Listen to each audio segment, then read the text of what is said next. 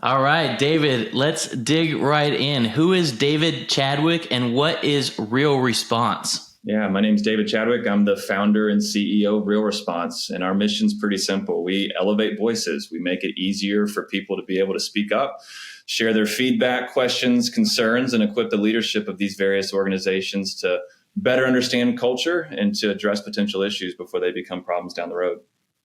And when you say people and organizations, what types of people, what types of orgs are we talking about? Good question. It's changed a lot recently. So for about 5 years, we operated exclusively with college athletic departments. I'm a former student athlete, which I know we'll get into more detail in just a second. But in the last few years, we've expanded beyond college athletics to professional sports leagues and clubs, Olympic national governing bodies, various integrity groups, even have gone overseas to begin expansion outside the U.S. And now we're even expanding beyond college athletics on our various institution campuses that we work with. So at the end of the day, we appreciate these expansive opportunities because we can stay true to our mission, which is, again, providing that safe space for people to speak up no matter who they are. All right, so you got your start in college sports, both individually and as an entrepreneur. Talk to me a little bit about that journey from being the college athlete to now serving college athlete and other organizations. Yeah, journey is the right word. Began as a class project. So I was taking a class where I had to come up with an idea. At the time, I did not know what entrepreneurship was. I knew that it satisfied a credit that I needed to graduate. So I took the class and I had to come up with a new idea. And at the time, myself and many of my peers were struggling with feeling like we didn't have a way to speak up and to use our voice. And to be able to share everything from feedback to questions to concerns. As a recruited student athlete, you come in and get a very short and glorified version of what your experience is going to be at that institution, where they take you to the nicest steakhouse and you stay in the nicest hotel and you maybe interact with a few students or classes, but you don't really get a true glimpse into what it's going to be like. And I found myself going, gosh, there has to be an easier way to do this. We're now in the era of having all these user review websites, various ways to collect feedback. There should be a better way to be able to understand experiences and to be able to share those with others. So at the time, I wanted to come up with the equivalent of TripAdvisor, Yelp, Glassdoor, where student athletes could rate their experiences. And then that information could be used publicly for recruits to be able to use when making a decision of which institution they wanted to go to. So we called the company Real Recruit. I thought it was a great idea, and I began to cold call and cold email athletic directors. There was over 300 athletic directors across the country, and I interviewed over 200 of them. And I pitched them on this concept, and it was really easy to get people on the phone when I could say, hey, I'm a current student athlete doing a class project, and I'd love to get your feedback, versus, hey, I'm selling you something. Will you give me a few minutes of your time? And I had so many people respond. And if I had a really good call with someone, I'd ask them, hey, who are 3 people that you could give me their names that I could reach out to get their feedback and to interview them as well? And it was like this just sprawling tree pretty quickly where I had all these different folks that gave me names and who I could talk to. You probably remember this. This is when the ice bucket challenge was really big. I'd go watch the ice bucket challenge. So I'd go watch your ice bucket challenge, because at the end you'd say, now I nominate these 3 people. And I'd go, and after watching that, I'd know, hey, Jim's close to that person. So I'm going to try to get the intro to that person after that. So anyways, I interviewed over 200 ADs in that year period. And what I asked them is, how do you currently get feedback from your student athletes? And what are the challenges you have in that process? And I began to hear recurring themes. We find out about stuff when it's way too late. If we would have known earlier, we could have addressed it. Student athletes don't participate in the ways we have right now. And the recurring theme that I heard over and over was frustration. We don't have a way to be able to collect this.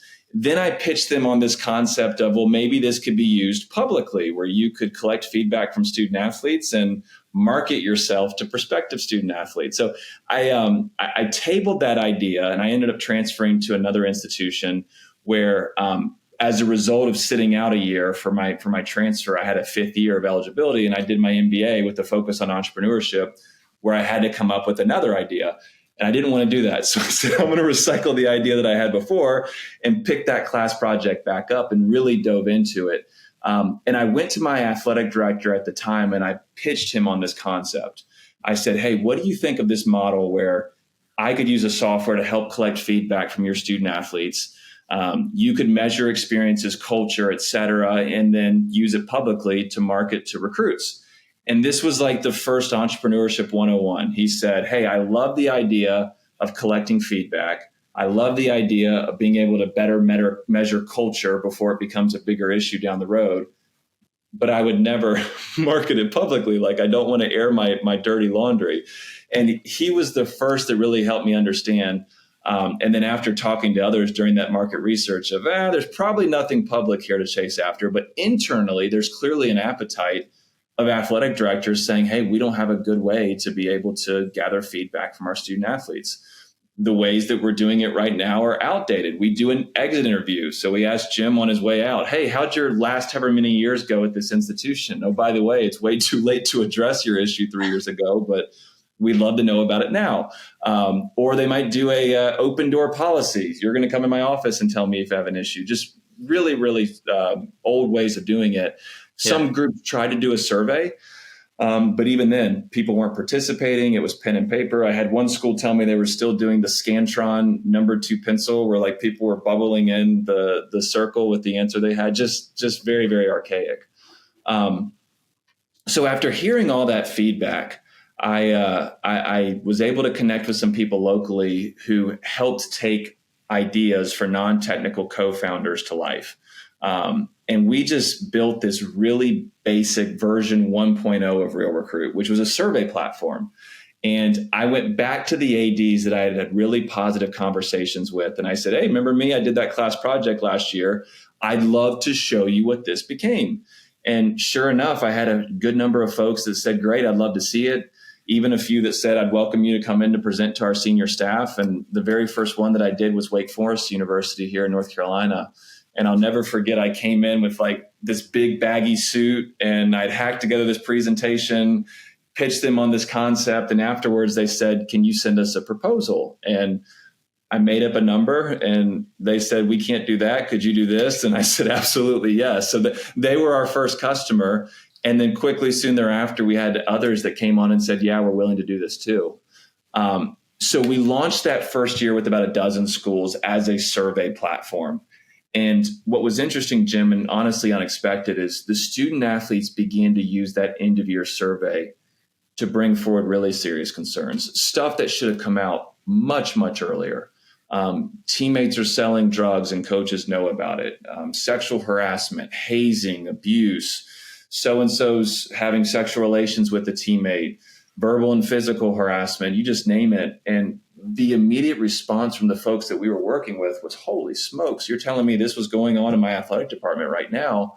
And the answer is yes. But the second answer and response was, well, we can't wait till surveys anymore, right? Like, we need a mechanism for student athletes to come forward at any time, because clearly they trust your system for whatever reason. It could be the third party appeal. Maybe we made it easier for people to come forward. Maybe it was the mission statement of, being built by athletes and for athletes. But after those came in, we then built out our second product, which was that real-time anonymous communication platform. So at any time, student athletes could come forward, not have to wait for just that end of year survey, to be able to share needs, share questions, share concerns, et cetera. So we listened really closely to our customers from really that 2015 to 2020 period and built what they asked us to build. And we added the real-time anonymous reporting. And then we added another documentation system so they could have good records of how they were handling issues. And, we're really blessed to see tremendous growth in the college athletics period for that 5-year period. College sports is just such a rapidly evolving field with so many emerging trends, which is a lot of good in that. Are there any trends in particular that have significantly impacted the growth and customer base of RealResponse? Yeah, I think most entrepreneurs would tell you that oftentimes there's, call it luck or divine or whatever your source of inspiration is, timing on your side. And, in the last 10 years, we've just had countless examples of very, very high profile instances of, sexual misconduct, abuse, harassment, hazing, gambling, inappropriate behavior, integrity concerns, competition manipulation, et cetera, that has reinforced the need for a system like ours. When I first started talking to people, years ago, the question sometimes that I got was, well, is it better not just to know about it, right? Like, at least if I don't know about it, then I can say, if I'm ever questioned, well, I wasn't aware, versus if I know about it, now I'm accountable for it. And I think people have really shifted now to, it's much better to know about it than to not know about it. And then the best place to be in is to be able to say, yes, I knew about it, and here's everything that I did thereafter. And oh, by the way, everything I did is exactly what I was supposed to do. So I think these unfortunate, and I don't mean to not put sympathy on the victims and what they've gone through, because it's been horrific in many of these examples, but these situations have reinforced the need for people to be able to have a way to speak up and share the concerns that they have. So how do you guys stay ahead of the curve when it comes to new developments? Let's just start with the collegiate sports space. Are there any specific strategies to predict or respond to these trends? Yeah, it's something that I have done from day one of starting my business. And what I tell everyone on our staff is customers.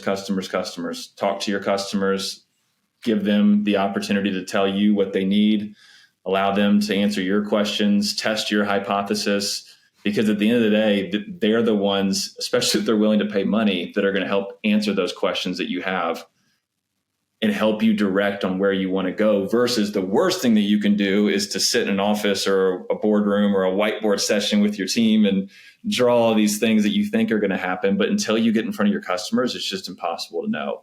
So we are very intentional. I mean, I'll pick up the phone when I'm driving on a road trip and just call one of our customers and check in, and we'll just be catching up. And then all of a sudden it'll be, hey, this is an area that we're really sensitive to right now, and these are some of the things that we're doing. And my head will start spinning, and, well, have you thought about doing it this way? And could we help you in that way? So it is so important to be connected to your customers and really never to lose that either. I know as you scale, it becomes harder, but I think it's extremely important.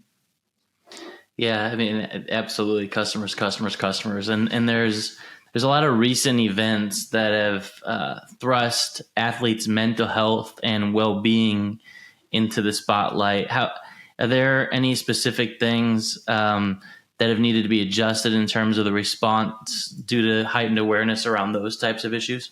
Yeah, it's interesting. Our system creates a confidential way for people to speak up, but then it really becomes up to the organization on how they want to message and position it as. One extreme would be a hotline, and the other extreme would be a suggestion box. And what we're seeing now is people using the platform to raise mental health concerns. A concern about themselves obviously could happen. Something as simple as, I'm really struggling, who can I talk to? But what we're also seeing is people raising a concern about somebody else, because oftentimes they're the ones in the weeds as a teammate, as a friend that knows what's going on in someone's personal life. Hey, so-and-so's parents are splitting up, or they just broke up with their significant other, or I feel I'm worried about him or her because they're really drinking too much, right? Like, those are the early indicators that can sometimes identify and prevent a bigger tragedy from happening. We had a real life example of this where one of our partners called me and said, hey, I just wanted you to know that through your platform, we think we saved a life. And I was really curious. And I said, well, how?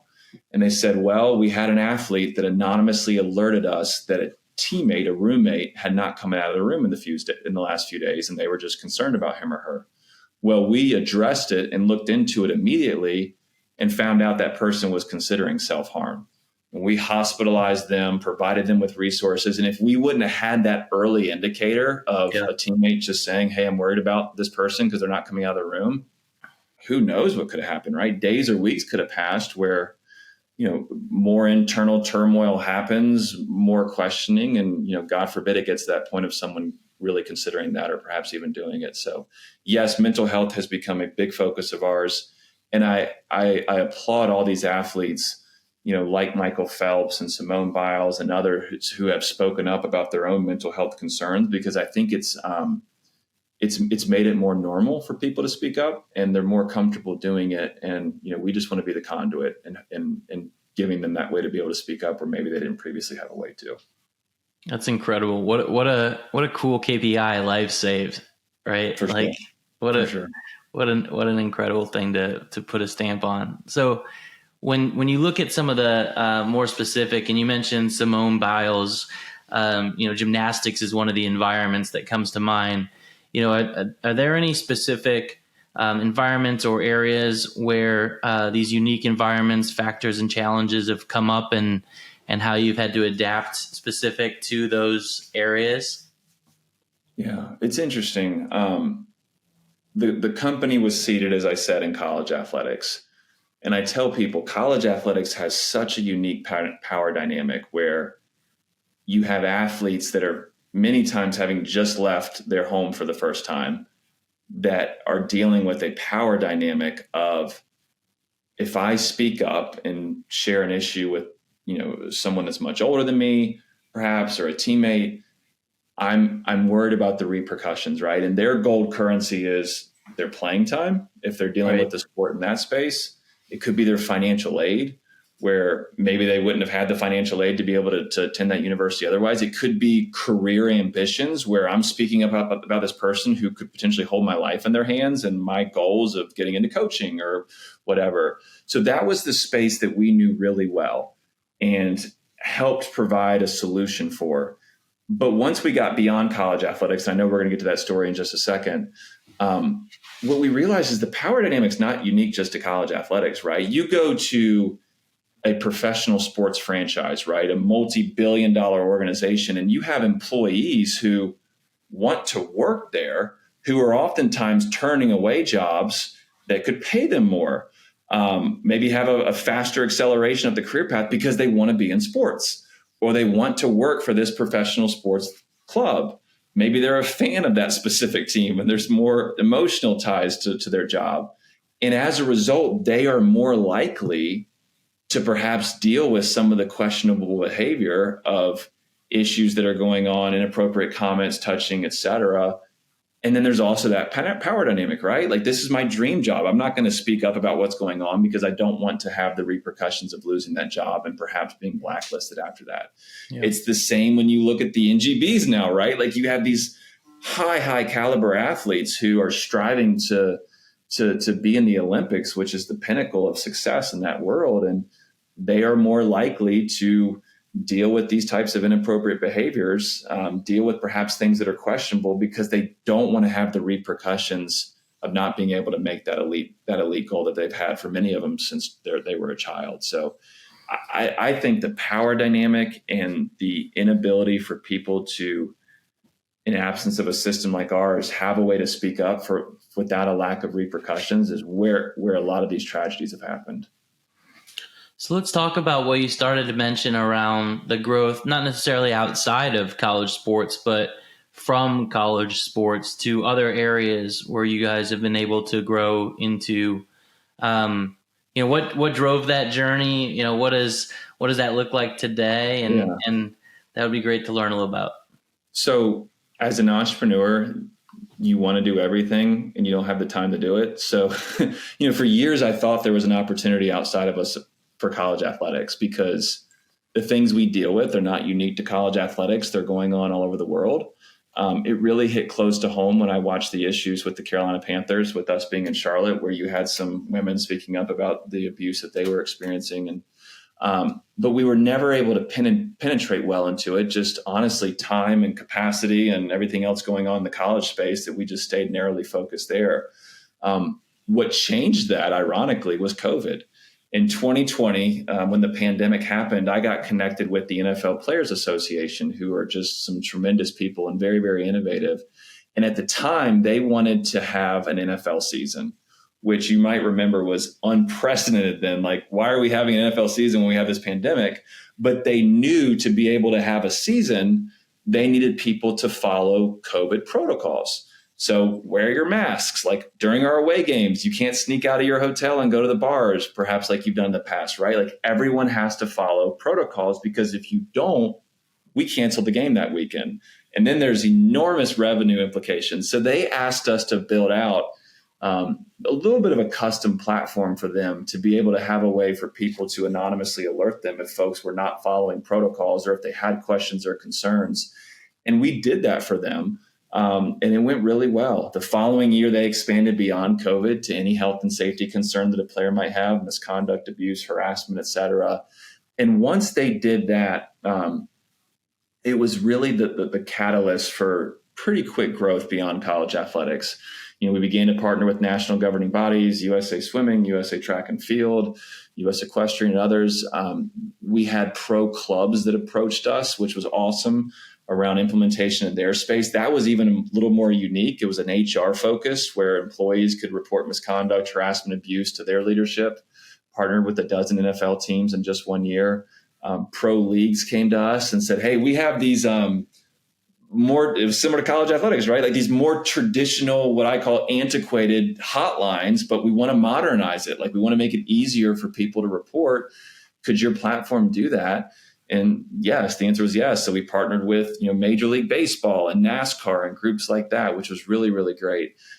We got into anti-doping. The United States Anti-Doping Agency brought on our system. They're well known for the group that helped bring down Lance Armstrong when they had that doping scandal.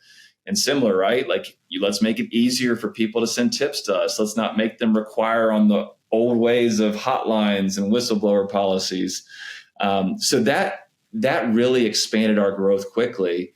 But then beyond that, there was a couple of really significant milestones where we had our first international group come to us and say, hey, we know we're not in the US, but we're looking to modernize the way that people send information to us. Could we do that? And the answer was yes. And then having universities in a similar way. We're now seeing what you're doing with the college athletic department.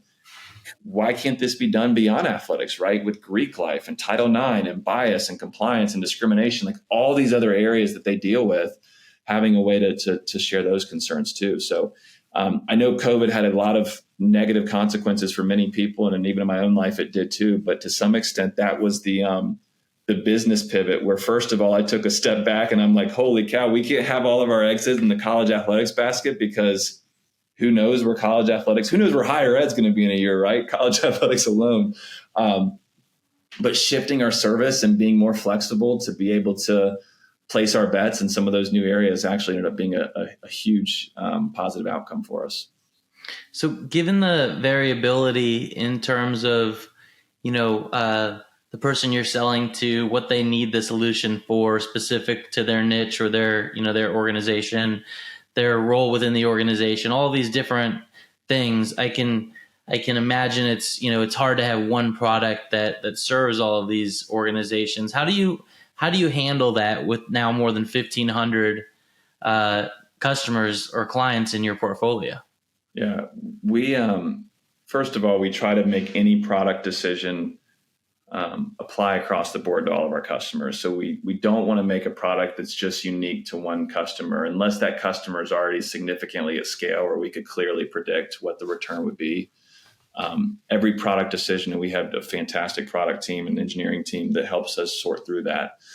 We want it to be applicable across the board. But then it becomes, having a really good customer success process where you're checking in with your customers on a cadence, you're listening to them, going back to that comment I made earlier, listen to your customers, you're asking for their feedback, you're prioritizing their needs and running them through that implementation where regardless of whether you're starting with one of our products or several of them, we know you're going to get into that point where you're going to be able to see success once you go live.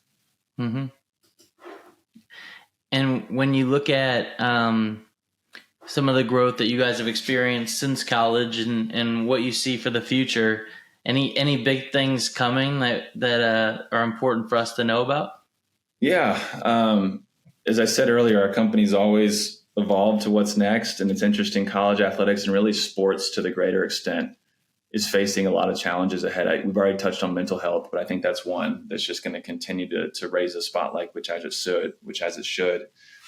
Gambling and sports betting is really a new frontier for us that we've never seen before as more and more states are legalizing sports betting. And what's been amazing there is to see student athletes or professional athletes who are placing bets in a very easy to use way on their phone, where traditionally, like they had to go to the bookie and more formally place a bet there. They're able to do it on their phone.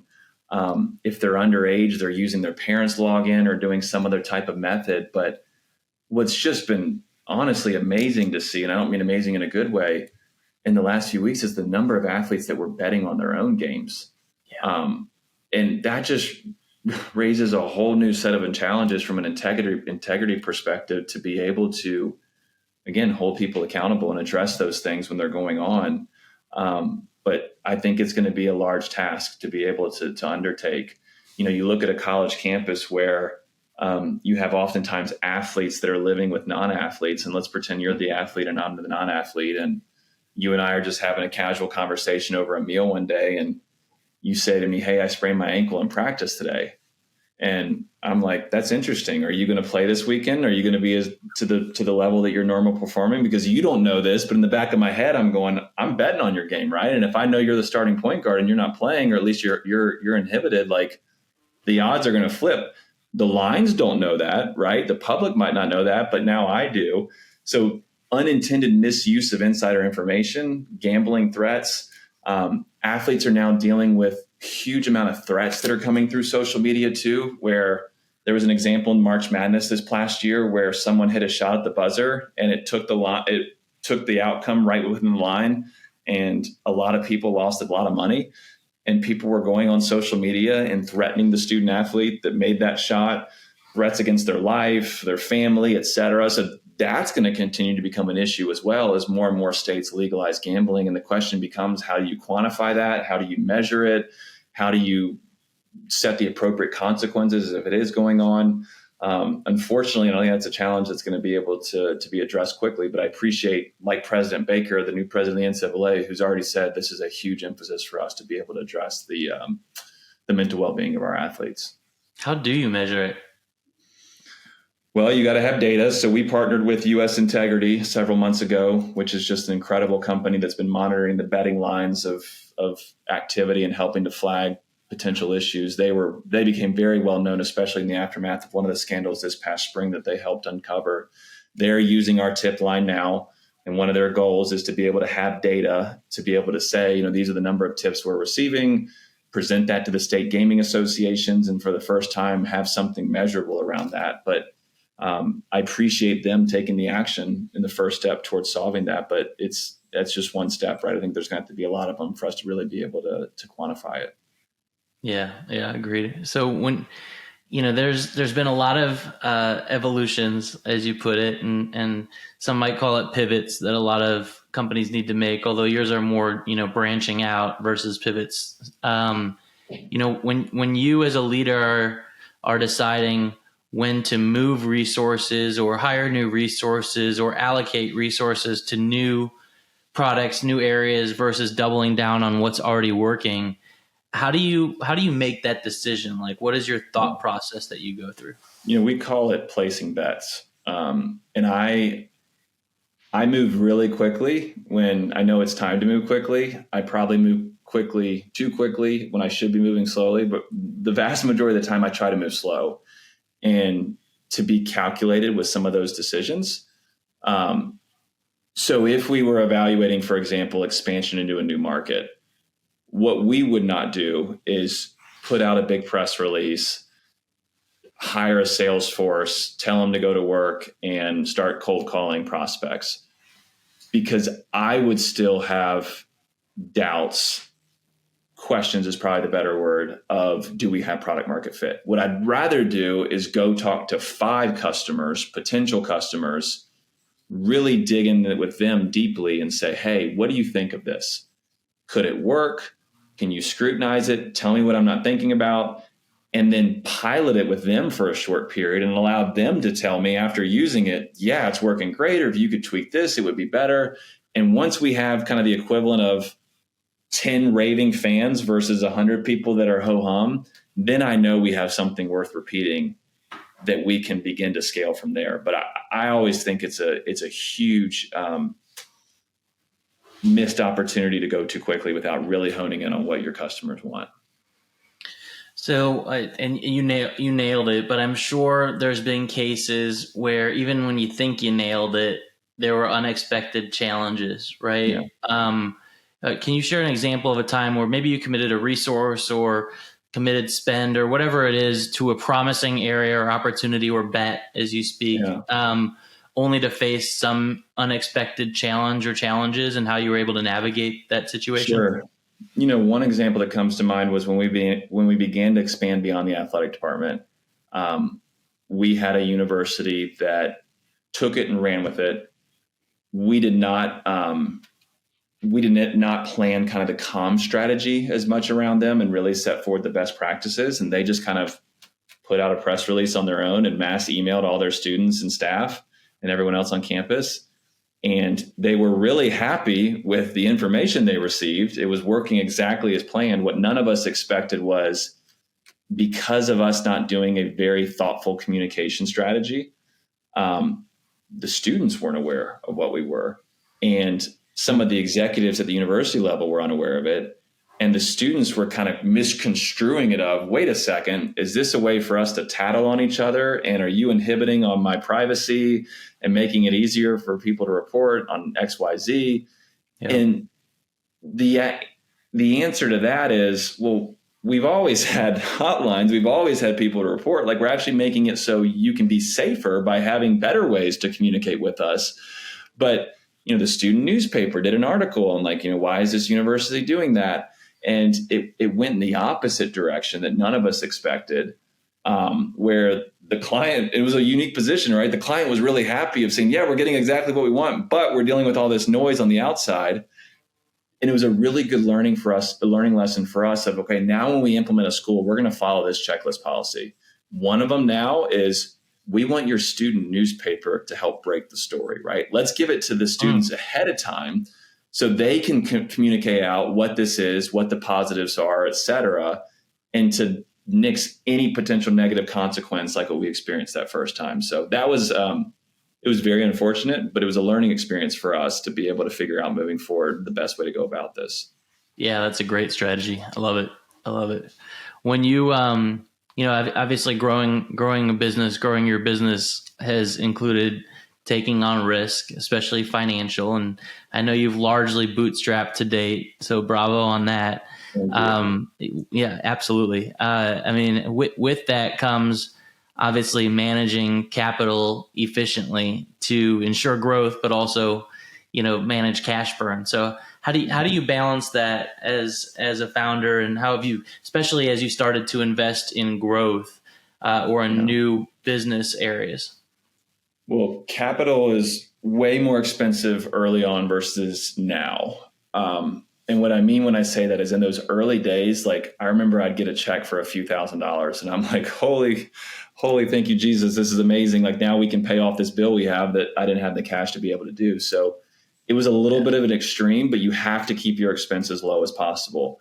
In hindsight, I maybe would have changed a few of these, but one of them was I moved in with my parents, which was a tough a tough conversation with my wife coming out of college when we had just been married of, hey, can we go live with my parents for a while? I'm not going to have a salary. We can't afford rent. Let's do it for 6 months. And it ended up becoming over 2 years. So it was a little bit long, but at the same time, right, it was to be able to keep our burn super, super low. That was one of the things I had to do. I never paid myself, and she worked, which allowed us to be able to live alongside not having the rent responsibility. So I'd say early on, question every expense, spend as little as possible, and spend most of your time testing your hypothesis with your customers, right? Like what we did. And we made mistakes. I wish we could go back and change. But the best thing we did was to get an MVP that we put in our customer's hand. And I know some people disagree with this, but I still think it's the right route. I don't mean MVP like it barely works and it's shaky wheels and they're going to deal with bugs. No, get a good product out there that fits what the customer is expecting, but then work with them. Even if it takes a little bit longer, right? Let them tell you what's working well and what's not, and then go build something. Don't do it. We made some mistakes of building this shiny new feature where you spend tens of thousands of dollars doing it. And then you find out later, it's not what the customer wants, or maybe even it's worse for the customer, right? It's not what they want, and it's making their problems even greater. So I'd say in the early days, it's just so important to control your cash. If you're going down the path we did, right? We raised a little bit of money from friends and family and have done nothing since then. If you raise an angel round or a VC or whatever, different ball game. I'm not your person to talk about that because I've never done it. But I will say now, almost 10 years later, that decision allowed me to control my own destiny versus having an expectation from a group of investors that we have to have an exit soon so they can get a return on their investment. I'm not knocking that at all, but that's the reality, right? It's like once you take someone's money, they're expecting a return. And we haven't had that pressure. Like we've been able to grow at the pace we want, listen to our customers, and stay true to our mission and where we want to be. So you mentioned question every expense. When you look back at your expenses or your investments into certain things, is there one that that completely paid off that you're so happy you invested in, and maybe one that looking back, if you would have invested maybe in something a little bit different versus what you initially invested in? Yeah. One that comes to mind is we completely outsourced our technology early on into a third party, and not being technical at the time, I didn't realize that it was being written in a very outdated code. It was heavily on the back end database focused versus front end. Let's get the UI and the UX right. Let's make it a good customer experience, and then we'll figure out the back end later. So we actually came to a halt where we're like, this is not what we need. This is not doing what we need it to do, and flush the code down the toilet. So it was, 6 figures easily of money gone that we had to just let go because it was not going to get the job done. So I'd say when you write code, making sure that you know what is being written in and that it's going to be scalable, and that there's a heavy focus on the UI and UX, right? Like the back end, yes, it matters and it needs to scale, but if the customer doesn't like what they're dealing with, then none of it matters. So that was an expensive mistake. One of the best decisions I made early on, and I'm very blessed in that being in Charlotte, we have a hub of an airport that goes to a lot of places. If I had someone early on that I knew was interested and they wanted to have a meeting, I'd go in person. Like even if they said, oh, we can do it via Zoom, that's fine. I said, no, I want to come. And, I spend $300 or $400 on a flight. I spend a couple $100 on a hotel. At the time, actually, I should probably clarify. I didn't do hotels. I did Airbnbs. It was cheap as possible. Like I was staying in someone's room in their house and it was $50 that night or whatever. A little bit of food or whatever. I said to myself, hey, if I spend $500, $1,000, whatever on this trip, but they land as a client, like I'm going to easily, especially if it's a multi-year contract, make that up. So I would just fly everywhere. I'd drive anywhere if it was local to get to meet these people, because I knew at the end of the day, this was going to be a relationship business and they were going to trust me more than anything. I'm the best person to sell my vision. I can do that in a room better than a Zoom. So if I had the opportunity to get with anybody in person, I did it across the country, local, wherever. And honestly, Jim, 10 years later, that's reaped dividends for us, where I'll have people call me who I met 10 years ago and say, hey, I just got this job at this place. We're ready to do something. Can you help us? And talk about like a good sales model, like zero marketing, zero sales, just good customer relationships and strong relationships that led to that based on someone's prior experience. Excellent, dude. When you look at the role of feedback from the athletic community, we'll say, of all organizations, how has any of that shaped any decisions that you've made, either internally or areas where you've invested in? Whether that be internal or external, anything stand out in terms of customer feedback, not generating like product changes, but generating maybe the way you went to market, or shifting some of the areas where you invested in? Anything like that come to mind?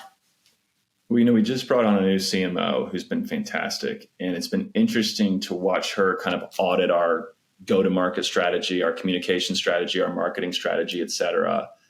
And one of the ways our customers have really helped us is to figure out where we need to show up.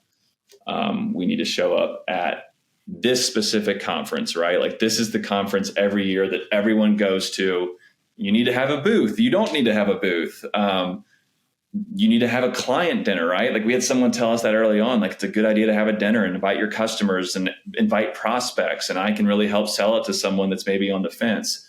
Yeah, you're going to spend $1,000 on food and drinks or whatever, but first of all, it's going to keep all your current clients happy. And if you land one new client off it, it's going to pay for itself, based off multiples. So I'd say being really strategic on where you're spending your money digitally, in person, et cetera, has very much been shaped off of our customers helping us. And again, it's relationships, right? It's like, hey, Jim, where do I need to go this year? What conferences are you going to be at? Where do you consume your information? And then us being able to respond appropriately based on what you share with us. Yeah, makes sense. Last question before we hop into our Founder 5. So, there's a lot of founders, a lot of business owners listening in today, looking for ways to make their business the most valuable version of itself, right? Mm-hmm. What advice would you give to said business owner that's looking to make a difference in an established industry like collegiate sports, right? Not necessarily one where the industry is growing with you, but one where the industry has been grown, is mature in its essence, and a way to navigate that situation. Yeah. I'm going to beat a little bit of a dead horse, but I'm so passionate about this focus. It's people and relationships. And if you look at an industry like college athletics, and I had people tell me this early on, but I don't think I understood the significance of it until I got into it. It's a small industry, and people are constantly moving from different universities to others as they get promotions, new jobs, their staff changes, et cetera. So, over the course of that happening at scale, you can be pretty confident that any school you're talking to has a connection to someone that you know. So I'd say it's going to take more time, and I've been doing this 10 years and I'm the image of this, but what you don't want to do is come in and just start scaling, like cold calling, cold emailing, right? I would say find one that's going to take a shot on you, work like heck to service them, listen to them, get on the plane, get on the car, whatever you have to do, right? Like sit with them as much as possible, take them out to lunch, take them out to dinner, like really focus on what their needs are, nail it, and then scale it, right? Like nail it with them. And then you can begin to go to others and feel confident that you have a repeatable process versus trying to balance a bunch at once. And if you do 10 things ho-hum, you're going to get 10 ho-hum results versus if you do one really well, then you have the opportunity to do the next 9 in a similar way. Awesome. All right, let's hop into Founder 5. So first question, top KPI or metric that you are relentlessly focused on. Yeah, I know this is the buzz metric for SaaS, and I don't mean just to use the simple one, but for us, it's really ARR. And I love annual recurring revenue because it encompasses all facets of our business, right? If we're not retaining customers, ARR suffers. If we're not adding new customers, ARR doesn't grow. So to me, I'm constantly tracking ARR because that's really the north light of, are we retaining customers? Are we doing new revenue with those customers? And then are we growing our customer base? And if that continues to go up, then I know the company is in a healthy state. If it's not going up, then I'm going, all right, are we losing customers? Is our sales not doing what it needs to do, et cetera? All right. I was expecting maybe you would say live save, but maybe that's in 10 years. Yeah, it really is right now with ARR. All right. So the second one is a top tip for growth stage founders like yourself. It really, what I've found in the last year, especially as we've grown beyond college, is you're going to get to the point where you're used to doing everything and you can't do it anymore. And one of the best decisions I made was to hire really good seasoned senior people in roles and to let them thrive. So I mentioned the CMO person earlier. She's been fantastic and she's done this before. She knows the playbook and she's executing it. I'd also say salespeople are gold. So if you can find really good salespeople, they pay for themselves and they grow ARR. And from a SaaS company that's valued off multiples of ARR, like they are some of the most important people within your organization. Everyone's important, right? But salespeople can keep a leaky ship moving forward. They can help buy you time to figure things out. So I'd say with the position I am now, find really good seasoned leaders and really set up a sales process where everyone can thrive. But what I'll end with is I still do sales. So I've not gotten away from that. I love it. At the end of the day, I have to sell the vision sometimes. And I think founders sometimes step away and remove themselves from sales. And that's where issues can happen. Revenue can cure all problems. It can. It can. All right. What is a favorite book or podcast that has helped you to grow as a founder? Yeah. I'm going to give you one, but I'm just going to say quickly, I've really in the last couple of years enjoyed autobiographies. I've read Elon Musk's, that wasn't an autobiography, but biographies, I guess I should say more generally. I enjoyed Phil Knight's Shoe Dog. So I'd say as much as possible, I've really enjoyed reading about people's stories because I can probably relate to it on my own. I'm still working my way through it, but James Clear's, Atomic Habits has just been amazing. And I've been able to apply that to my life and not just the business world, right? It's, hey, having a consistent bedtime and setting a routine of what you do in the morning. I've seen enormous benefits just as a result of clearly defining my habits and making sure that I'm staying true to those every single day. Good for you. All right. Piece of advice that counters traditional wisdom. Raising money is not a success always. I think oftentimes, like you see the press releases and the announcements of, hey, this company raised a bunch of money. And what I've realized after doing this for so long is that's not the goal, right? It might help you get to your goal, but that's not your goal. You have to figure out what's your goal and what's going to get you there. And for me, that was never going to get me to my goal. If anything, it might have inhibited me from getting my goal because I'm 9 years in, right? That's a really long time for a fund to have an investment. We would have had a return a long time ago that may or may not have been what I wanted. So I'd say, like, in your world, if you are a business owner or trying to scale, don't seek funding initially unless you are very clear on what your repeatable process is and what you're going to do after you get the money. Like, a much better route is to focus on what you want to do and to be very nimble with how you want to get there. And then maybe you get to a point that you raise money, but it doesn't have to happen in that initial part. All right. Last one. What is going to be the title of your autobiography when people are reading it? That's a good question. The word that I've always applied to myself is determination. And I just think that in life, keeping your head down and staying after something over and over and over against all odds, when things become hard, when you're questioning whether you should be doing this or not, luck is great. Other things that might affect your outcome are great, but if you're not determined and you don't keep your head down, then it's just not going to happen. So maybe determination is not the word, but that's immediately what came to mind. It's just some type of focus on what you're doing and relentlessly pursuing it throughout all the odds and no matter what comes to your way. Nice. All right. Well, you've given a ton to our listeners today, David. So thank you for that, but also time for a little bit of self-promotion. How can those listening help you out? Yeah, I'd say if you are looking for ways to enhance your communication within your organization, better ways for people to be able to share feedback, concerns, et cetera. We work with companies of all sizes, not even unique to just sports anymore. Would love the opportunity to be able to work with you. I'm sure many of you have perhaps children in youth sports too. That's another route that we're going and providing a service to that group as well. So our website is www.realresponse.com. Please feel free to give us a shout. Would love to hear your ideas, your questions, your feedback. And certainly if there's a way that we can partner with you, we'd love to be open to it. Excellent. All right. David Chadwick, RealResponse. Great things happening. Great things continuing to happen. Thank you for joining us on The Dirt. And thank you, David, for joining us. Thanks, Jim. Appreciate all your hard work and raising a spotlight to this area that I know a lot of founders and business owners like myself need.